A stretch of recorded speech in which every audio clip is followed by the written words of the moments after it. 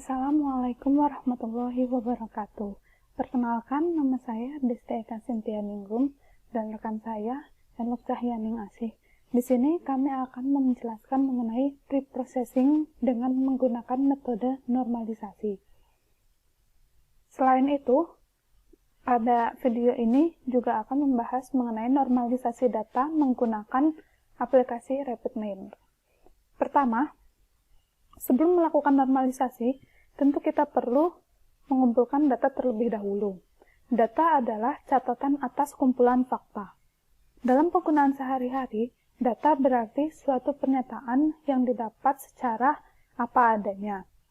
Pernyataan ini adalah hasil pengukuran atau pengamatan suatu variabel yang bentuknya dapat berupa angka, kata-kata, ataupun citra. Pada minggu lalu, kami sudah mengumpulkan data dari 30 orang di sekitar kami.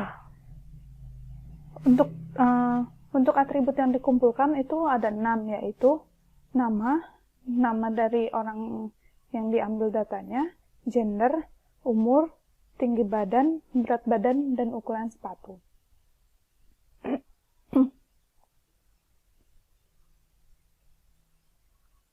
Selanjutnya, sebelum kita ke proses ke tahap normalisasi, kita pahami dulu normalisasi itu apa. Normalisasi adalah proses mengelompokkan data sesuai skala tertentu sehingga kita dapat mengukurnya dalam skala umum.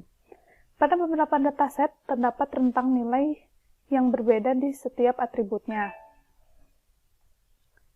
Perbedaan rentang nilai pada setiap atribut menyebabkan tidak berfungsinya atribut yang memiliki nilai jauh lebih kecil dibandingkan dengan atribut lainnya.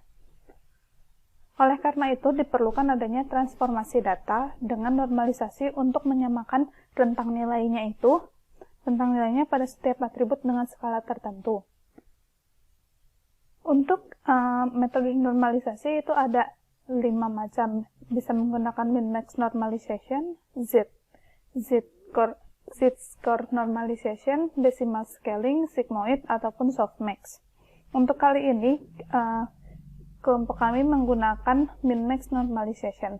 Min-max normalization merupakan metode normalisasi dengan melakukan transformasi linear terhadap data asli sehingga menghasilkan keseimbangan nilai perbandingan antara data saat sebelum dan sesudah proses. Untuk rumusnya adalah seperti ini. Normalisasi ke X itu sama dengan minimal rata-ratanya ditambah X. X itu tempat atributnya itu X min dikurangin minimal value, terus dikali minimal value dikali maximal range min minimal range per maximal value min minimal value. Nah, kelebihan dari min-max normalization itu ada 2. Untuk kelebihan yang pertama,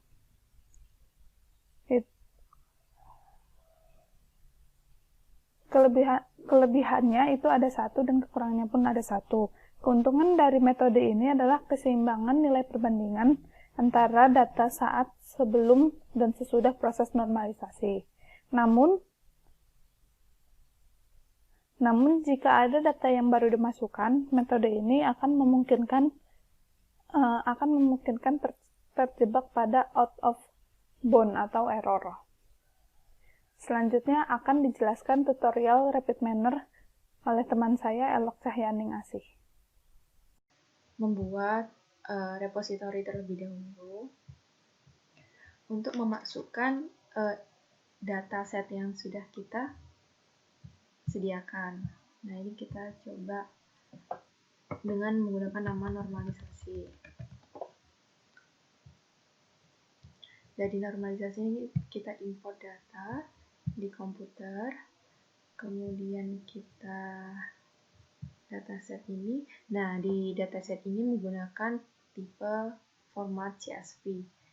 Kemudian kita next. Nah, no problems, kita next lagi. Nah, ini diletakkan di sini dengan menggunakan nama dataset norm. atau terserah, klik finish dan yes. Nah, ini adalah data-data yang sudah kita masukkan di dalam RapidMiner itu. Kemudian kita ke desain. Nah, untuk melakukan normalisasi data, kita harus menggunakan operator retrieve untuk mengambil dataset tadi. Oke. Nah, di retrieve ini, di repository entry kita klik, kemudian kita cari dataset normalisasi. Nah, kita klik OK. Sudah selesai, kita dari output dari retrieve kita tarik ke result. Nah, kemudian kita coba running, apakah benar datanya sudah terproses. Oh, benar. Oke. Jadi kita cek dulu apakah ada missing values. Nah, ternyata tidak ada missing values, sehingga data ini dapat dilakukan transformasi data atau ke tahap selanjutnya. Nah, di sini kita untuk menambahkan normalisasi data ya, menambahkan operator normalis namanya. Lalu kita drag, kemudian kita drop. Nah, oke. Nah, ini disambungkan ke sini. Nah, oke. Nah, di normalis ini kita di sini ada memiliki parameter. Nah, di attribute filter type ini kita menggunakan all aja. Kemudian untuk metode ini kita coba menggunakan range transformation atau min-max, metode min-max tadi. Nah, di sini ada penskalaannya.